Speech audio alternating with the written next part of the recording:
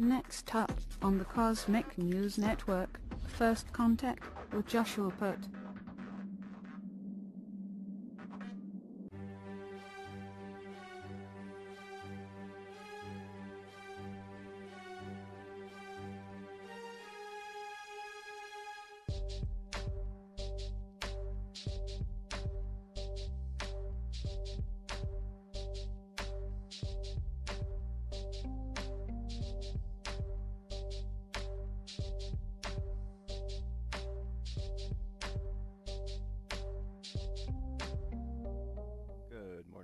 How you doing today? Welcome back to First Contact Radio. Glad that you could be here again today. It is the 22nd of November 2016 according to the Gregorian calendar. Today our sun sign is in Sagittarius. It just entered there yesterday, 3:22 p.m. It will be there for the next month. And our moon sign is in Virgo at the moment. It's an earth sign. It's going to be moving out of Virgo today at 4:06 p.m. where it will go void, of course, remain void, of course, until tomorrow afternoon, 1:42 p.m. Of course, all of these times are West Coast Pacific Standard Times. So some of the aspects we're looking at today, majority of them have already occurred. 2:36, we had Venus in the mix with some imagination. We had coming up in just a little bit, we have Mercury, which is coming to bring some ideas of communication in a square against Virgo. So our earthly world is going to be challenged in how we communicate what it is that we are feeling, and about teaching and so on and so forth. 9:38 a.m. Pluto is going to add some transformative energy to the mix. 11:41 a.m. Saturn comes in to teach us some ideas about discipline. And then we go void, of course, at 4:06 p.m. And we will remain that way till tomorrow. And then tonight at 7:21 p.m. during this phase when we're in the void, we are going to have a opposition between the moon, Virgo, and the part of ourselves that needs to be healed, Chiron. So it's an opportunity for us to take a look at that. Remember, when we look at these signs, what we're looking at with the astrology, at least the way I like to look at it. Now, there's all different ways people look at astrology, okay? I like to look at it very simply, that we have 5 different elements we're looking at. The first element is spirit. Spirit flows through all things. And then spirit, as it manifests itself down into this physical reality, we have fire, water, air, and then earth. The fire, ideas. Think of it as electricity, perhaps. Fire, water is simply that, water, liquid of life, air, and then earth. And you mix the fire ideas with words, or with emotions, water, and you express them into the world as some sort of activity or action, or just even as the words. And the combination of the words, the emotions, and the expression all equal the thing you're trying to create. Simply, it's a recipe. Okay, so when we look at the recipe of life, we can see that the recipe is constantly changing. Constantly changing. Every day there's a little bit more added to the mix or taken away from the mix. And we have so many people here on the planet at this period of time that there's a continual flow of input put into the field of energy that we're all in. Because remember, we're all walking within the same field of energy, all subject to the same energies that are hitting us. And so the more we learn how to deal with it, the better off we are. Now, I know oftentimes people say, well, I know how to deal with these energies. I don't have a problem with that.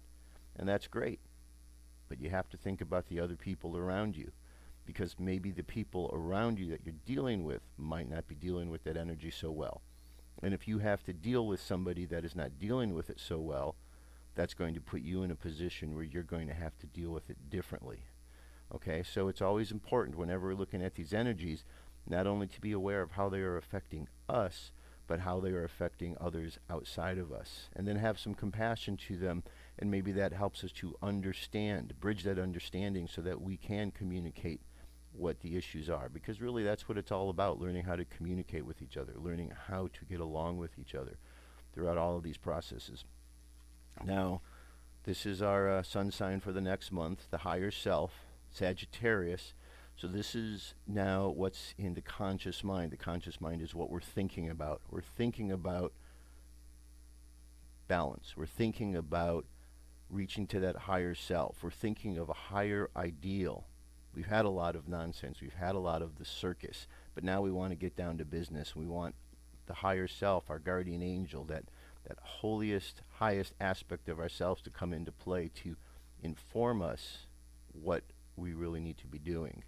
And when I say inform us, it's because we know what we need to be doing on the inside. And then as we allow ourselves to let out that which we know we should be, makes the difference. We have an earth sign here. It's our moon sign at the present time. And it's going to be changing into an air sign.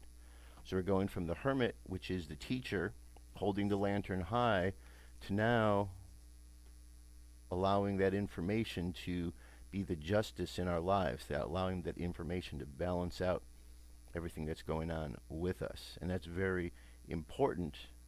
Oftentimes we have to step back to see what that balance is and how it's working itself out. And we play a part in that. We can say things that can help us. We can say things that can hurt us.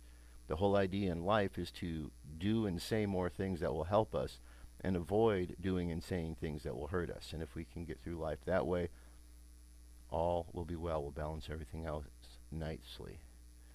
All right, continuing on here. Okay, this is the Gregorian calendar, the Jewish calendar before we get there, the moon phase is 37% of the way back down to the new moon. New moon will be on the 29th, 7 days from now.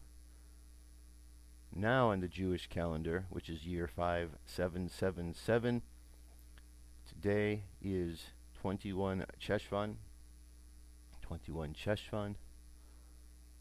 Space weather, solar wind 439.2 kilometers per second. Planetary K index, quiet at the moment in the realm of 2. Might get a little bit higher into the 3 range.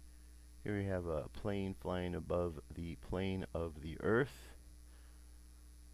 Okay, it becomes more obvious the more you look at it and understand what we're looking at here. Large coronal hole in the top of the sun, middle of the sun. We'll be feeling the effect of that undoubtedly. M-class flare and X-class both at 1%. Geomagnetic storm activity in the mid-latitudes is still increasing. It's now going to jump from 35 to 40 over the next 24 to 48 hours.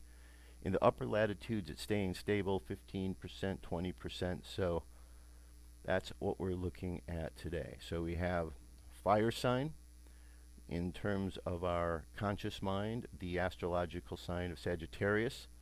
Momentarily, until this afternoon, we have an earth sign, which is the moon. And remember, the moon is the unconscious desires. It's the thing that we have inside of ourselves that we're looking to express into the world.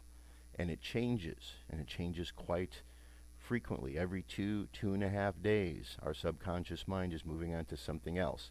And so as we look at the two planets, or the two lights, the sun and the moon, and we see how they're moving, they help us to understand, like hands on a clock, where our energy is, what time it is, what we're working with.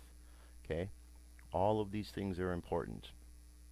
You know, in esoteric philosophy and the mystery schools, it says that the secret of the great work is the action of the sun and moon with the aid of Mercury. So it's very important how the sun and the moon affect us and how we deal with it. The sun being the conscious mind, the moon being the unconscious mind, and Mercury being the communicator.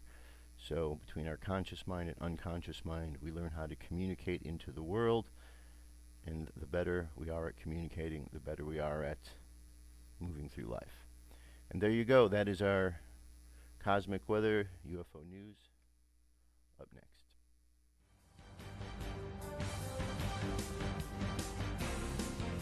This is the UFO News with Joshua Poet.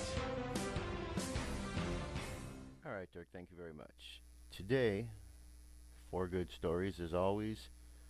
First story comes to us from Liverpool, UK. We got this round object up in the sky. This just no specific day, but the month ends now. A pair of UFOs are spotted in the UK skies over the weekend with no explanation as to what they were. The two blue shapes were seen flying in tandem Saturday afternoon in Halewood near Liverpool. After hovering in the air for about 30 seconds, the objects suddenly blur and vanish from the screen, with the camera moving around to try to spot them, only to focus on a plane. Okay, so there's our objects in question. What do you think they are? Any ideas? Let me know. firstcontactradio@yahoo.com. All right, here's another interesting piece here. You know, we have the cameras pointing out at the sun, and here we have a large object which is right there. This is just crazy. This planet is gigantic, like our sun, but if you watch it carefully, its rotation is incredibly fast, unlike our sun, which means this is not our sun or a reflection of it. This is another object. Brought to my attention by StreetCap1 of YouTube. This is crazy cool and yet bewildering at the same time. There's no doubt in my mind that this is very close. Okay, so let's see what StreetCap1 had to say. He said, I have never seen a planet appear and disappear before. For NASA to pretend it's the sun is just nuts. The sun's TMAs are still visible at the left of the picture even when the object appears. Also, the UFO fleet is in one frame just prior to all of this happening. Let's take a look at what we have here. 1 minute, 21 second video from StreetCap1. Alright, so.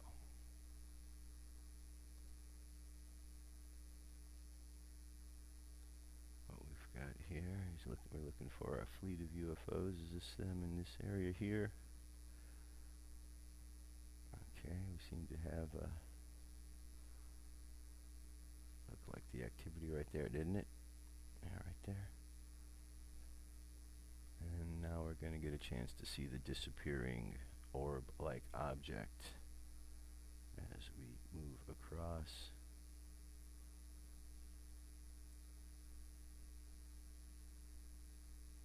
Okay.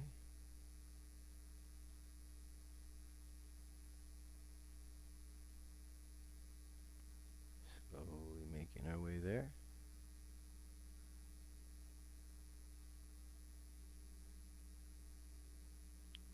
Okay, you could see when it does the funny blinking stuff, how the object in the middle is there momentarily and then it disappears. So crazy. So check it out, see what you think.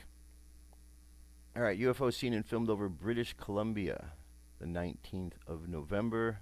Here's one interesting video of a bright unidentified flying object hovering in the sky above St. John, BC, Canada, filmed on the 19th.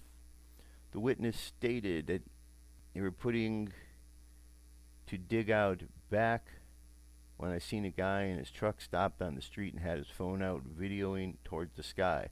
I looked up and there were two bright lights hovering slowly in the sky. I quickly went into the house, grabbed my phone and started videoing these lights moving in the sky. At first there were just two and then another appeared about a minute later. Right here in the... At first there were just two and then a minute later.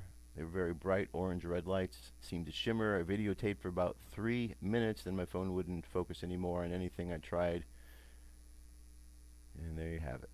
Alright, very good. Very, very good. Out in the UK. Alright, Wikileaks. Wikileaks and UFOs. Wikileaks, UFOs, and JFK. According to Wikileaks Stratford UFO files, it's very much possible. Dated November 12, 1963, just 10 days before he would be gunned down in the streets of Dallas, Texas, Kennedy informed James Jesus Angleton, chief of CIA's counterintelligence staff, that he was setting things in motion to actually share sensitive CIA UFO intelligence data with the Russians through the director of NASA. The request was made in the same day he requested James E. Webb to begin Kennedy's space overture to the Russians via joint space exploration. Webb, during a board being a board member of the intelligence community, most likely interpreted Kennedy's program to mean the sharing of classified UFO data under which the current directive forbid. In Kennedy's top-secret memorandum, he outlined for Angleton specific items he wished to disclose to Webb, such as to have the high-threat cases reviewed with the purpose of identification of bona fide, as opposed to the declassified CIA and USAF sources, and that we make a clear distinction between known and unknown in the event of the Soviets try to mistake our extended cooperation as a cover for intelligence gathering of their defense and space program. Finally, Kennedy wanted Angleton to arrange a program of data sharing with the NASA mission directors in the defense of responsibilities. This was unprecedented and totally unacceptable to Angleton and the CIA. Here Kennedy was requesting the Central Intelligence Agency, the agency he swore he would break into 1,000 pieces to just hand over the most guarded secret ever. This memo was passed on to William Colby, who indicated to someone in Angleton's staff in a handwritten note that says, response from Colby Angleton has MJ directive, and is dated November 20th, 1963, just 2 days before Kennedy dies. It seemed that Kennedy's request bounced around from Angleton's desk, possibly seeking consensus on the request or passing the buck back to Angleton. Okay, so there's one piece there coming out of WikiLeaks, and here's another piece backing up the same idea. New shock claim JFK was murdered by CIA days after demanding UFO files, and NASA visit. John F. Kennedy was shot dead because he demanded the release of top-secret UFO files from the CIA, an alien researcher has sensationally claimed. The claim was made after U.S. President Democrat Hillary Clinton vowed to get to the bottom of the alleged UFO cover-up high within the government. Scott C. Warren, editor of UFO Sightings Daily, posted copies to his website of a letter sent by JFK to the then head of the CIA just 10 days before he was murdered. He wrote, presidential candidate Hillary Clinton doesn't know it yet, but she does not have the power to release such information. CIA would kill her before she could, just like they did JFK. Yes, just a week before his death, JFK wrote a memo to CIA to release all pertinent info to NASA, but somehow was killed before it ever happened. I was the first to publish this document in my book UFO Sightings, 2006 through 2009. The memo is a confirmed declassified document released by the CIA. Mr. Waring added, JFK wrote the memo to the CIA November 12th, 1963. Then on November 22nd, he was killed. Hillary would be too scared of the CIA to release such information. All right, here's a copy of the letter. It was to the director of the Central Intelligence Agency, classification review of all UFO intelligence files affecting national security. In my disregard to previously, I have initiated with James Wood to draw a program with the Soviet Union. Okay, so there you go. Couple good reasons, couple good ideas thrown into the mix of perhaps why JFK was assassinated. I mean, we've heard all sorts of theories. I know you're going to hear all sorts of theories today as you're flipping through the channels, as people are talking about this. See how many times somebody actually mentions the UFO connection.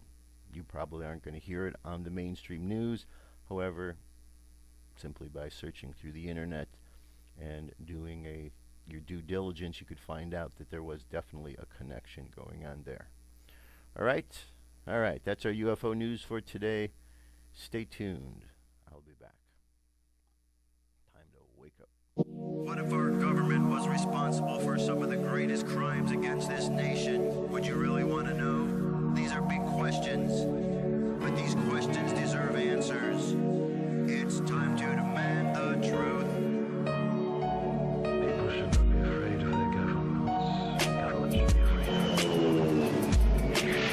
9/11 was an inside job. Kennedy was killed by the CIA. Jimmy Carter saw a UFO. Answers to secrets you need to know. So wake up, wake up, wake up, wake up. Wake up, wake up, wake up. Wake up, wake up, wake up, wake up.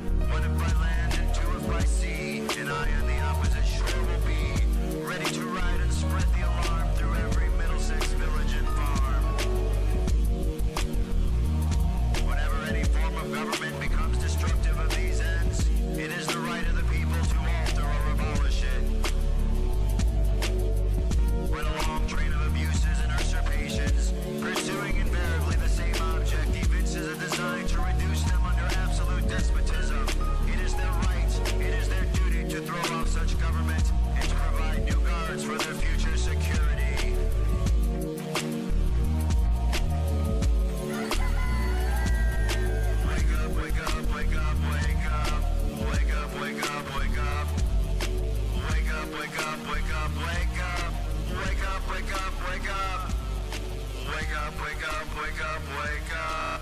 Wake up, wake up, wake up. Wake up, wake up, wake up, wake up. Wake up, wake up, wake up. Patriots arise. It's time to demand the truth. All right. 9/11 was an inside job. Kennedy was killed by the CIA and Jimmy Carter saw a UFO. Three things that we know to be true now that we look back in history. All right, so this was a very significant day 53 years ago when John F. Kennedy was killed. John F. Kennedy was killed. There's a lot of speculation on why he was killed. You just heard one of the reasons was a UFO connection. However, there are many more. There's many great documentaries out there on the subject for you to check out.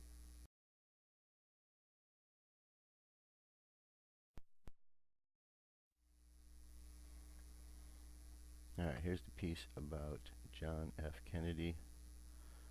This is a site that lists a lot of different, this is a JFK library, and this lists all the different information about him. Shortly after noon, November 22nd, 1963, President John F. Kennedy was assassinated as he rode in a motorcade through Daley Plaza in downtown Dallas. By the fall of 1963, President John F. Kennedy and his political advisors were preparing for the next presidential campaign. Although he had not formally announced his candidacy, it was clear that Presidential Kennedy was going to run, and he seemed confident about his chances for re-election. At the end of September, the president traveled west, speaking in 9 different states in less than a week. The trip was meant to put a spotlight on natural resources and conservation efforts, but JFK also used it to sound out themes such as education, national security, and world peace for his run in 1964. A month later, the president addressed Democratic gatherings in Boston and Philadelphia, the first important political planning session for the upcoming election year. At the meeting, JFK stressed the importance of winning Florida and Texas and talked about his plans to visit both states in the next 2 weeks. Miss Kennedy would accompany him through the swing through Texas, which would be the first extended public appearance since he lost of their baby, Patrick, in August. On November 21st, the President, First Lady departed. An Air Force One for a 2-day, 5-city tour of Texas. President Kennedy was aware of a feud among the leaders in Texas that could jeopardize his chances of carrying the state in 1960. It was to bring Democrats to relatively small, but votes was contributing to the political tensions in Texas, and Wood felt particularly where U.S. Ambassador to the United Nations Adlai Stevenson had been physically attacked a month earlier after making a speech there. Nonetheless, JFK seemed to relish the prospect of believing Washington getting out among the people and into the political fray. The first stop was San Antonio. Vice President Lyndon B. Johnson, Governor John B. Connally, and Senator Ralph W. Yarborough led the welcoming party. They accompanied the president to Brooks Air Force Base for the dedication of the Aerospace Medical Health Center. Continuing on to Houston, he addressed the Latin American Citizens Organization and spoke at a testimonial dinner for Congressman Albert Thomas before ending the day in Fort Worth. A light rain was falling on Friday morning, November 22nd, but a crowd of several thousand stood in the parking lot outside the Texas hotel where the Kennedys had spent the night. A platform was set up, and the president, wearing no protection against the weather, came out to make some brief remarks. There was no faint hearts at the Fort Worth. He began, "I appreciate you being here this morning. Miss Kennedy is organizing herself. It takes longer, but of course she looks better than we do when she does it." He went on to talk about the nation's need for being second to none in defense and in space, for continued growth and in the economy, and the willingness of citizens of the United States to assume the burdens of leadership. The warmth of the audience response was palpable as the president reached out to shake hands amidst a sea of smiling faces. Back inside the hotel, the president spoke at a breakfast of the Fort Worth Chamber of Commerce, focusing on military preparedness. "We are still the keystone of the Arch of Freedom," he said. "We will continue to do our duty, and the people of Texas will be in the lead." The presidential party left the hotel and went by motorcade to Carswell Air Base for the 13-minute flight to Dallas. Arriving at Love Field, President Miss Kennedy disembarked and immediately walked towards a fence where a crowd of well-wishers had gathered, and they spent several minutes shaking hands. The First Lady received a bouquet of red roses, which she brought with her to the waiting limousine. Governor John Connally and his wife Nellie were already seated in the open convertible as the Kennedys entered and sat behind them. Since it was no longer raining, the plastic bubble top had been left off. Vice President and Miss Johnson occupied another car in the motorcade. The procession left the airport and traveled a 10-mile route that wound through downtown Dallas on the way to the Trade Mart, where the president was scheduled to speak at a luncheon. Crowds of excited people lined the streets and waved to the Kennedys. The car turned off Main Street at Daly Plaza around 12:30 p.m.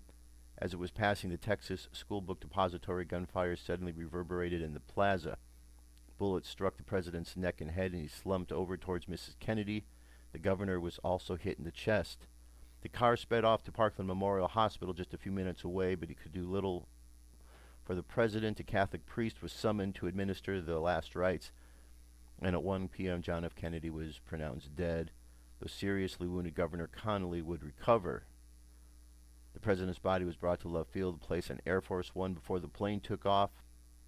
A grim-faced Lyndon B. Johnson stood in the tight, crowded compartment and took the oath of office, administered by the U.S. District Court Judge Sarah Hughes.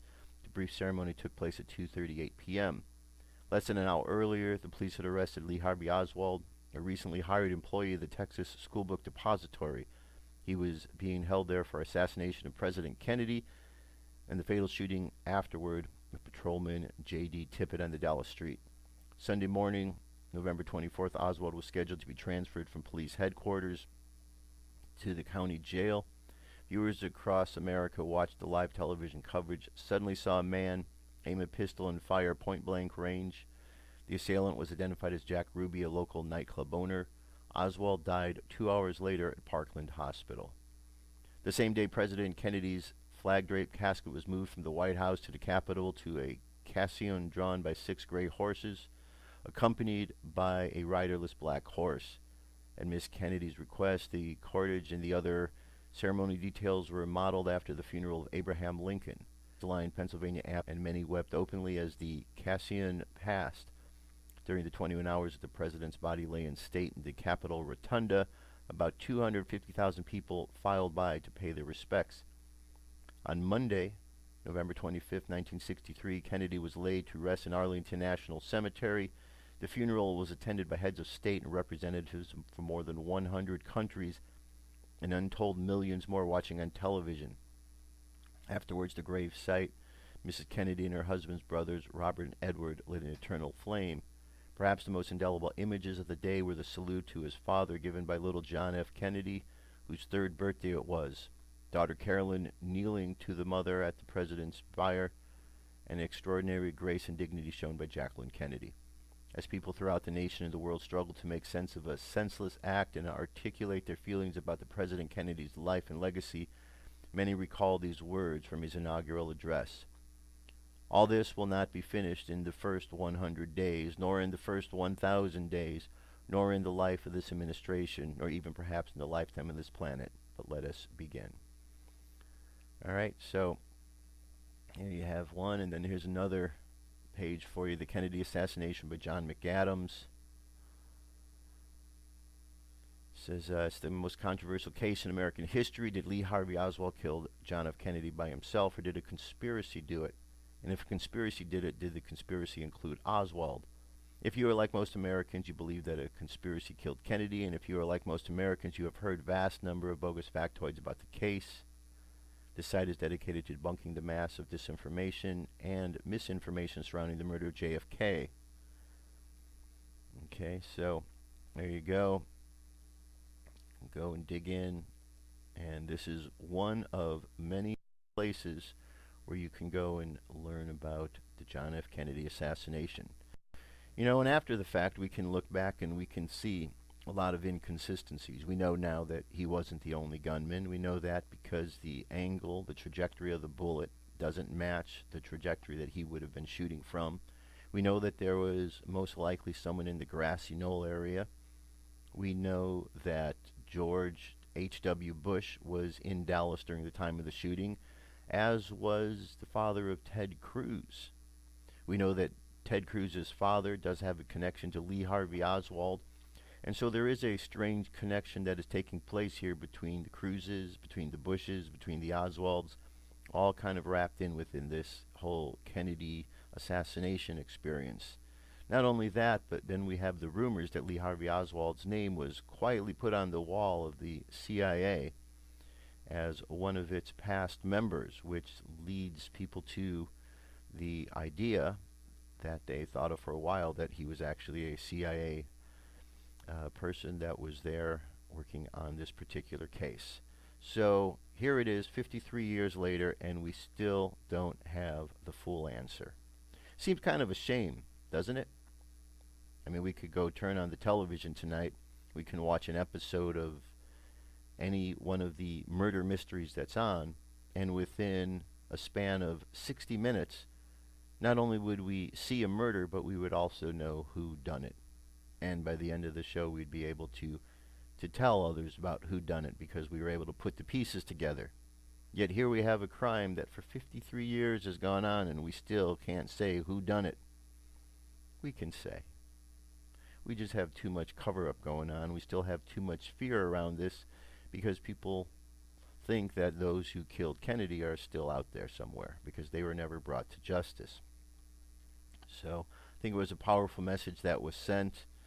In that regards, I think we just need to send hope and prayers and thoughts to Trump and, the Mrs. Melania and his family as well, to make sure that they're safe, because we do know there are some very disreputable individuals within this government, both sides of the fence, Republicans and Democrats, and we've seen them kind of showing their true colors over the course of this process.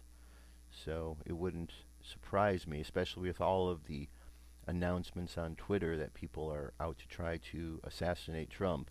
Wouldn't surprise me if some idiot out there decided to actually give it a go. I mean, we've seen a couple of these things so far. So let's think good thoughts for him.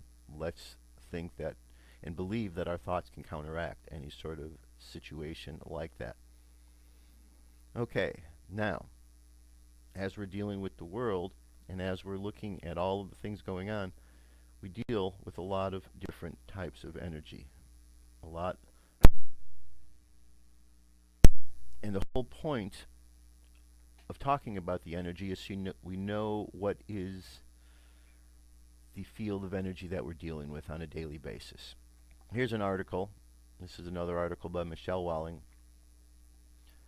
And it's what you can do right now to neutralize implants and prevent psychic attacks. Very important in this day and age, especially when we look at all the energies that are bouncing around out there.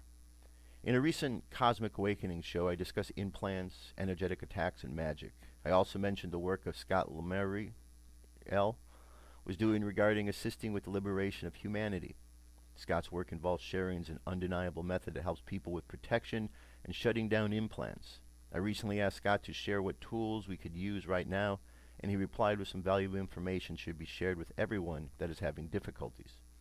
Scott will be my guest on my show soon, but in the meantime, let me introduce him. I first met Scott in Finland in the Dreamers Conference.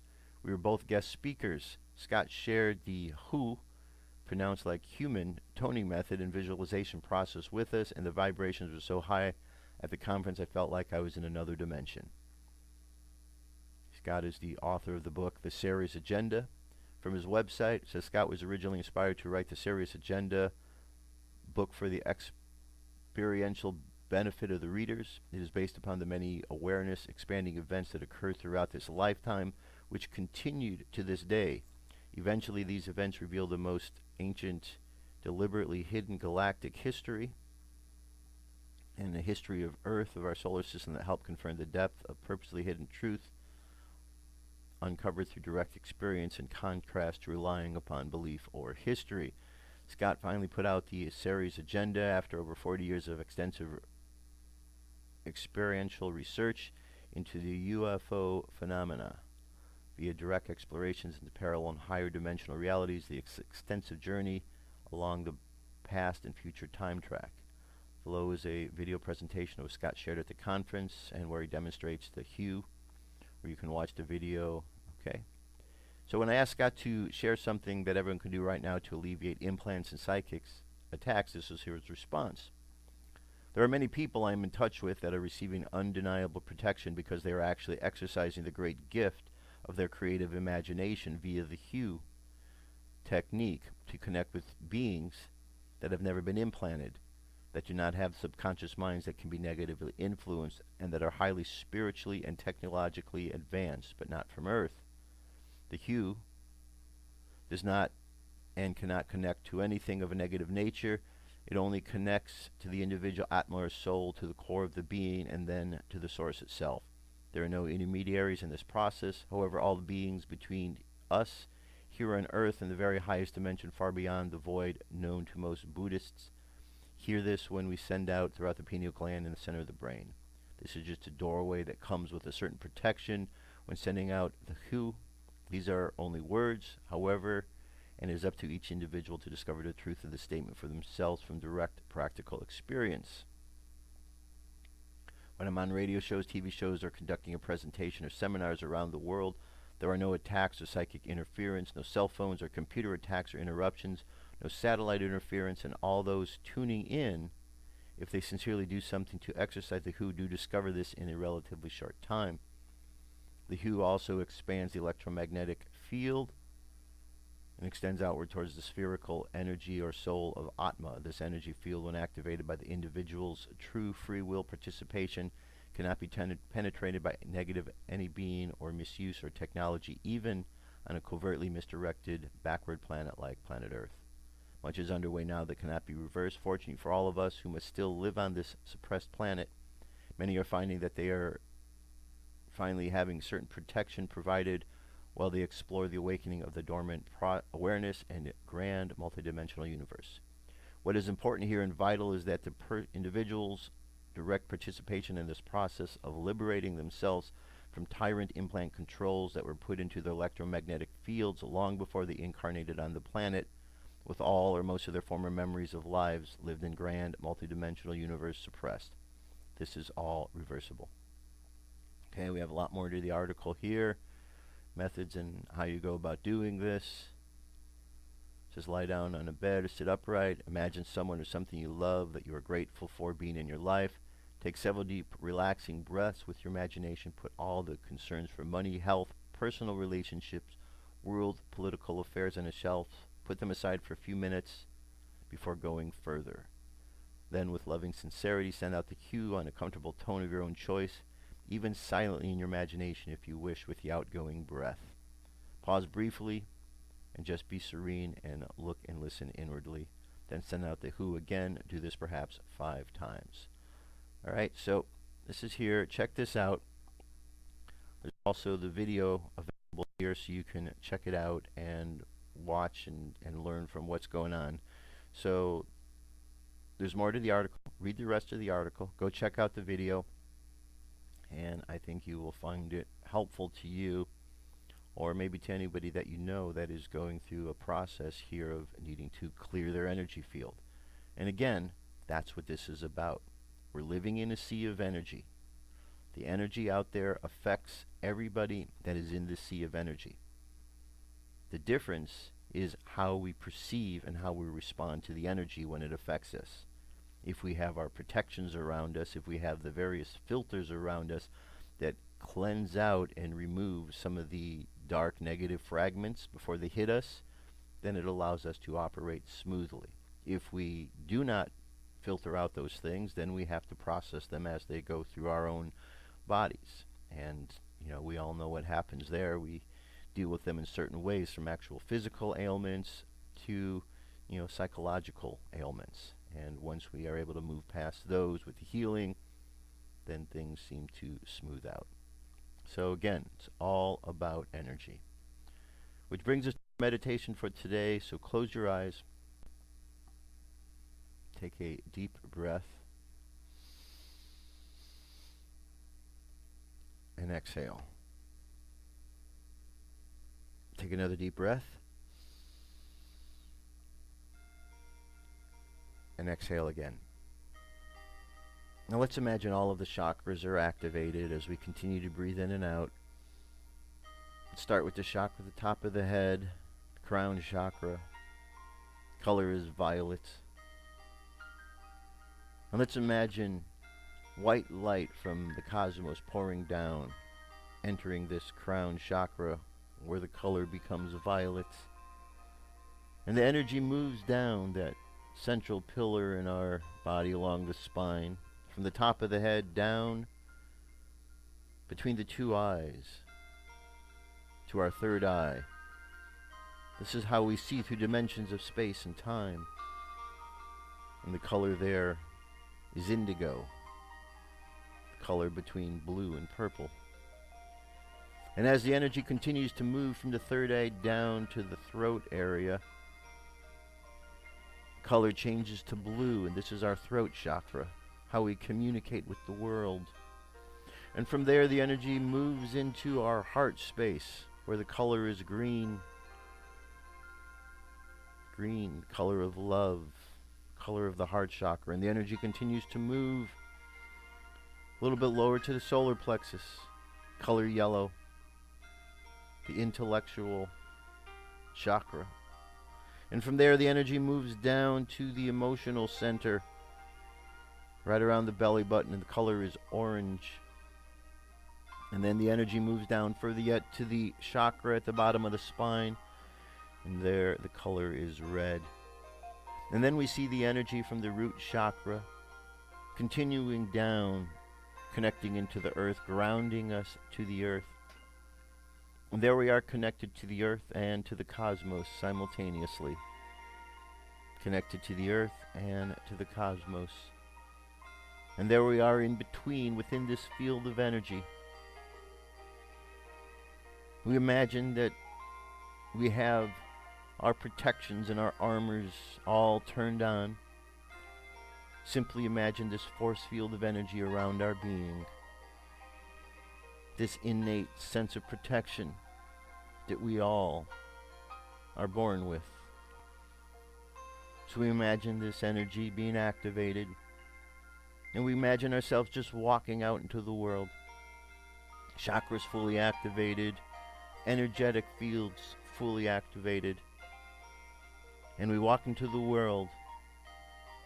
And as we look at situations taking place, moments and places of confusion, we simply imagine tossing seeds of love, sending light and positivity to those areas. And as we do, we see the confusion clear up. We see the anger dissipate, and we see things and people become peaceful. And as we continue to move through the world this day, we observe what is going on and just send out love. We send out clarity, positivity, knowing that by doing so we're making a difference in the world, each and every one of us. And we pray, Heavenly Father, Heavenly Mother, thank you for the blessings of this day, all the days of our lives up to this point, and all those moments of the future. Thank you for the opportunities we have to allow that divine aspect of ourselves to express itself out into the world. And in doing so, connecting that which is true in ourselves to that which is continuing to manifest in our lives. We thank you for the opportunities each and every day to shine bright the light of the Christ, the divine autogens that flows through each and every one of us, emanating from the source of all existence. We thank you, we bless you, we love you. Let the subconscious mind then continue upon this journey, sending out light and love and positivity to all those that we meet along our journey this day. And let's bring the conscious mind back to the present moment on the count of 3. 3 coming back to the present moment filled with confidence. 2 coming back to the present moment filled with faith. And 1 coming back to the present moment happy, healthy, and whole. Happy, healthy, and whole. Take another deep breath. Exhale and open your eyes. That's it, my friends. That is the show for today. Thank you so much for being here. Hope you have a great day today. You're going to hear a lot of information about John F. Kennedy. Just take that moment to think about what that was all about. And let's look at the opportunities we have now. We have opportunities ahead of us to maybe correct some of the wrongs that were done during that time, to move us forward in a direction that maybe we haven't gone. So let's learn from today as we go through this process. Let's appreciate who we are as Americans and what it is we have to offer, not only our own country, but the rest of the world. Because there is a purpose. Our purpose is not here to cause problems, to be warlike, but to bring the divinity through, to allow that which is part of us to shine into the world. And if we do that, then we're doing what we came here to do. Have yourselves an awesome day. Just keep observing, sending out love, sending out positivity. It makes a big difference. In the meantime, I love you. Keep loving each other, and I'll talk to you soon. Peace. I'm out of here.